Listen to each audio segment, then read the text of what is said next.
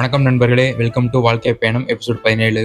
எப்பவுமே 6:30க்கு எந்திக்கிறவன் இன்னைக்கு 6:50க்கு எந்திரிச்சேன். கொஞ்சம் தாமதமாக தான் எந்திரிச்சேன். எந்திரிச்சோடனே காப்பி குடிச்சிட்டு கிளம்பிட்டு காலேஜ் கிளம்பியாச்சு. போகும்போது நினைச்சிட்டே தான் போனேன். இன்னைக்கு கொஞ்சம் லேட்டாக போனால பார்க்கிங்ல எப்படி இடம் கிடைக்குதுன்னு நினைச்ச மாதிரி இடம் கிடைக்கல. இந்த கூட்டத்தில் எப்படி வண்டியை தேடி எடுக்க போறேன்னு தெரியல. சாயந்தரம் நானே இன்னைக்கு கொஞ்சம் லேட்டாக தான் வந்தேன். ஆனால் கிளாஸ் ரூம் வந்து பார்த்தா யாரையும் காணும். அப்புறம் டைம் ஆக ஒரே ஒரு நண்பராக வர ஆரம்பிச்சாங்க. அப்படியே நம்ம மஜா நண்பர் சைரஸ் கூட உட்காந்து ரீல்ஸ் பார்த்துட்டு இருந்தேன். இங்கே நம்ம தலைவன் ரோனக் பார்த்தா முடிஞ்சு போன மேட்சுக்கு வீணை வச்சுட்டு இருந்தான். அதை விட்டு வெளியே வாடான்னு கேட்க மாட்டேங்கிறான். சன்னு ரொம்ப டூ மச்சா இருந்தனால தண்ணி தான் குடிக்கணும்னு சொல்லி நம்ம நண்பர் அஸ்வின் கூட்டு போனாரு தண்ணி பிடிக்கிறதுக்கு. அப்படியே புடிச்சிட்டு போயிருந்தாச்சு. இந்த ஒரு பாட்டில் ஜில் தண்ணி பிடிக்கிறதுக்காண்டி 2 ஸ்டெப் ஏறி இறங்கணும் நாங்க.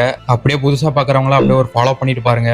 போக போக தான் புரிஞ்சது எதுக்காக அஸ்வின் ஜில் தண்ணி பிடிச்சான்ட்டு. அப்படியே மாங்காவெல்லாம் ஒரு கட்டிட்டு வீட்டுக்கு தான் கிளம்பியாச்சு. வீட்டுக்கு போனோடனே வாய்ஸ் ஓவர் கொடுக்கணுன்றதுக்காண்டி மொட்டை மாடி போய் உட்காந்துட்டேன். அங்க உட்காந்து வாய்ஸ் ஓவர் கொடுத்துட்டு இருந்தேன். அப்போன்னு பார்த்து என்னன்னு தெரியல, ஒரு காக்கா மட்டும் வந்துட்டு பின்னாடி பேக்ரவுண்ட் மியூசிக் கொடுத்துட்டே இருந்துச்சு. அதை துரத்தி விடுறதுக்குள்ள போதும் ஆயிடுச்சு. ஒருவேளை துரத்தி முடிச்சுட்டு வாய்ஸ் ஓவரும் கொடுத்து நாளை முடிச்சிட்டேன் நண்பர்களே. அடுத்த விழாக்களை சந்திப்போம்.